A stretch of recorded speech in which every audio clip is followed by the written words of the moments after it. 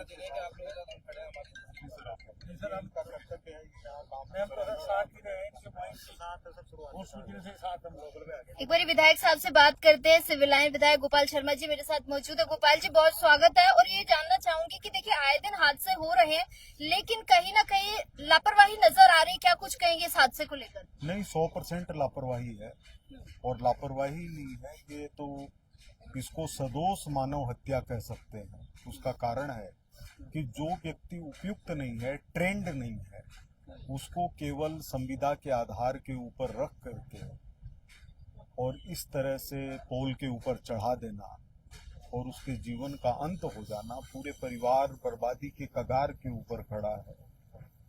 उसके लिए उनको पर्याप्त मुआवजा और जो दोषी हैं उनके ऊपर कार्रवाई होनी चाहिए।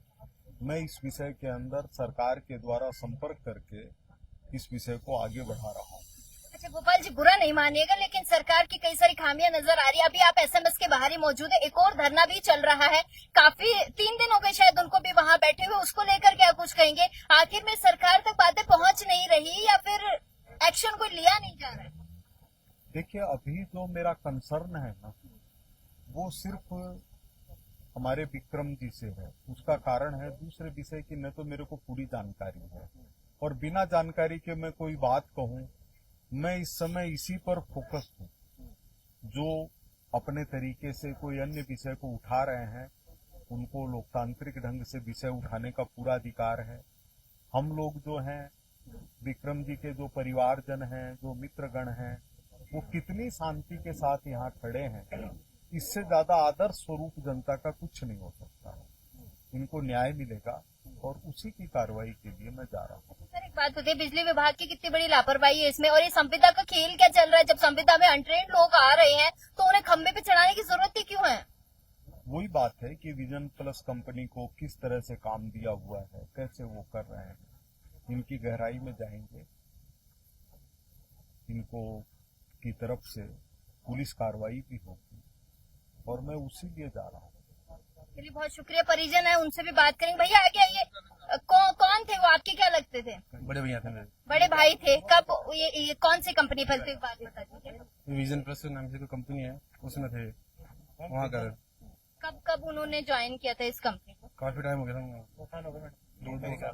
2 साल से ऊपर हो गया। ये हादसा हुआ कब आप लोगों को जानकारी? मैं ऑफिस था, मुझे फोन करके बताया गया। मेरी भाभी का फोन आया, उनको भी इन्होंने किसी ने बताया होगा कि भैया का ऐसे करंट लग गया।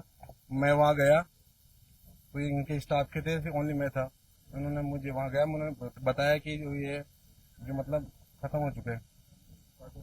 कंपनी में किसी से बात करने की कोशिश की हो? किसी आदमी को आपने फोन किया हो कि भाई ऐसी ऐसी बात हुई? मैं किसी को जानता नहीं। आप किसी को नहीं जानते? तो अभी उस कंपनी का कोई आदमी आया है यहाँ पे? ये मौजूदा टाइम उनके साथ थे, आप वहाँ थे उस समय जब ये हादसा? पिकनिक किया। अच्छा एक बात बताइए, कंपनी का कोई आदमी यहाँ पे आया हो आप लोगों का सहयोग करने के लिए? सारे लोग आए। हाँ, सारे लोग आए। क्या क्या लापरवाही थी वहाँ पर? मैम वो तो करंट लग गया। मैम वो लाइनमैन थे ही, इन लोग के साथ लाइनमैन था ही नहीं, और बिना लाइनमैन की परमिशन के इन्होंने चढ़ा कैसे दिया उनको? बंदे को कैसे चढ़ा दिया इन्होंने? और ये खुद हेल्पर है और वो भी हेल्पर है, लाइनमैन के बिना कैसे चढ़ा दिया? अच्छा लाइनमैन नहीं थे, वो हेल्पर को जो है खंबे पर चढ़ा दिया। जी, बिना लाइनमैन के ही इन्होंने भेज दिया। और जयन जो जिन्होंने कंप्लेंट भेजी थी ना, उनको भी कॉल किया हमने, अभी तक कोई नहीं आया। उस विभाग से तो अभी तक यहाँ कोई आया ही नहीं है, बिजली विभाग से तो अभी तक कोई आया ही नहीं है। नाम बताएं। क्या नाम है आपके? जयन महेश सैनी जी का कोई अता पता नहीं है जयन साहब का। अच्छा एक बात बताइए, क्या लापरवाही देखते सरकार की कितनी बड़ी खामियां है जो यहाँ नजर आ रही है आपको? मैं तो यही कहना चाहूंगा कि मेन तो सबसे पहले लोग पहुंचो तो सही, यहाँ पे कोई पहुंचना ही नहीं चाह रहा है। उनको कॉल किया, वो कह रहे हैं एमएनएम वाले कोई देखेंगे, ये कंपनी वाले देखेंगे, हमारा कोई लेना देना नहीं है। हमें अगर पुलिस स्टेशन से फोन आएगा तो ही हम जाएंगे, हमें कोई मतलब नहीं इस चीज से। साफ मना कर दिया उन्होंने। क्या नाम है इनका? पूरा नाम बताइए जिनके साथ ये हादसा हुआ है। विक्रम सिंह जी। विक्रम सिंह। अच्छा विवेकानंद नाम है। और रहने वाले कहाँ के? सोडाला अशोकपुरा। सोडाला अशोकपुरा। अच्छा गोपाल शर्मा जी आए थे, क्या आश्वासन देकर गए हैं? कुछ करेंगे मदद आगे या फिर आकर ही सांत्वना देकर चले गए हैं? उन्होंने बोला है अभी थोड़ी देर में कॉल करके बताएंगे हमें, 1-1.5 घंटे में। तो सांत्वना दी हमें उन्होंने। अच्छा, अभी तक वो कोई INJN अधिकारी किसी ने कोई बात नहीं? कोई नहीं आया, कोई नहीं आया। बात की, मैंने कॉल किया था उनको, उनका भी बैक कॉल भी नहीं आया। उन्होंने बोला मैं आगे आपको नंबर भेज रहा हूँ, वहां से आपके पास कॉल आएगा। किसी का कोई कॉल नहीं आया। ये तो पूछ लेते, आदमी मर गया तो आगे पीछे किसको कॉल करूं? और जब तक हमारे पास हमारा प्रावधान नहीं निकलेगा तब तक हम बॉडी भी नहीं लेंगे। तो देखिए, ये दूसरा केस है जो मैं आपको दिखा रही हूँ कि SMS के बाहर का ये नजारा है कि भाई क्या बोलूं मैं, राजस्थान में चल क्या रहा है, क्या कहेंगे आप परिजन? राजस्थान में तो बहुत हालत खराब है मैम, और सबसे ज्यादा खराबी तो ये जो छोटे छोटे ठेकेदार बढ़ा रखे हैं ना, ये ठेकेदारी प्रथा बहुत ज्यादा खराब कर रखी है। हमारा कहना इतना ही है, हम बॉडी नहीं लेंगे जब तक AN नहीं आ जाएगा, आके हमारे को लिखित में दे और नियुक्ति दे उस बच्ची को, ताकि वो बच्चों को पाल सके आगे। सही बात है। देखिए, घर का कोई शख्स चला जाता है तो कैसे भरण पोषण होता है आप समझ सकते हैं। बाहर भी एक ऐसा ही नजारा चल रहा है। जी हाँ, बताइए। 80 साल का बूढ़ा बाप है ना, घर पे बैठ के भी इंतजार कर रहा है कि मेरा बेटा आएगा मेरे पास, उसको क्या आप रोइए मत। और उसको क्या करेंगे हम जाके?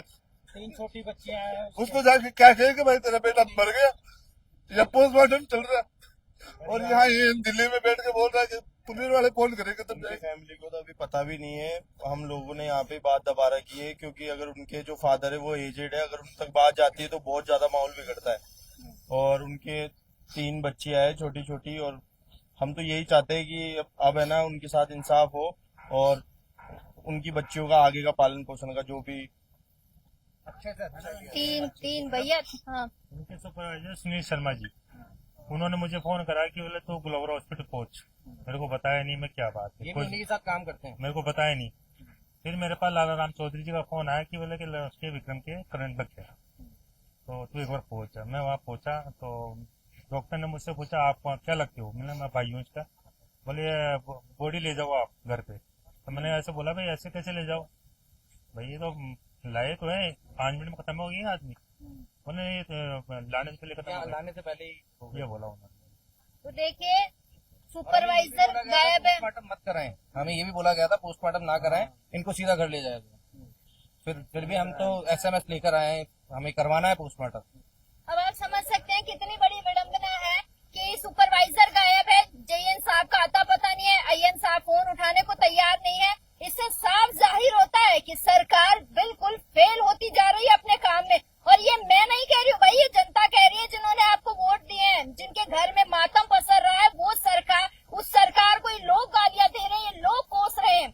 SMS की मोर्चरी के बाहर खड़े होने का किसी को भी शौक नहीं होता।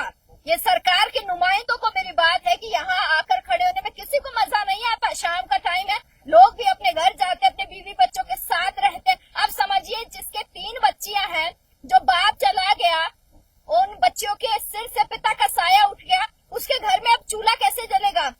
क्या ये JN कमा के देकर जाएगा, ये IN कमा के देकर जाएगा, ये सुपरवाइजर देगा, या सरकार के ये जो अधिकारी हैं या सरकार के कोई बड़े नेता मंत्री कमा कर देके जाएंगे? तो बहुत सारी चीजें हैं जो। हाँ, बताइए। मैम, हमारी है ना सरकार से हाथ जोड़ के यही विनती है कि जो शख्स यहाँ पे बिजली विभाग के गलती से जो मरा है ना, लापरवाही के कारण जो मरा है ना मैम, उनकी वाइफ को गवर्नमेंट जॉब मिले और उनकी बच्चियों का पढ़ाई का पूरा खर्चा मिलना चाहिए मैम। बस हम यही चाहते हैं, हमारे को कुछ भी नहीं चाहिए। आगे जाके स्थिति ठीक हो सके, क्योंकि जो उनकी वाइफ है वो आगे चल के खुद की बच्चियों को भविष्य बना सके और पढ़ा सके। बिल्कुल ठीक बात है। 3 बच्चों को पालना बड़ा मुश्किल होता है, और ये कोई ऐसा विषय नहीं है कि सरकार इस पे बात नहीं कर सकती है या सरकार के पास इतना वक्त नहीं है।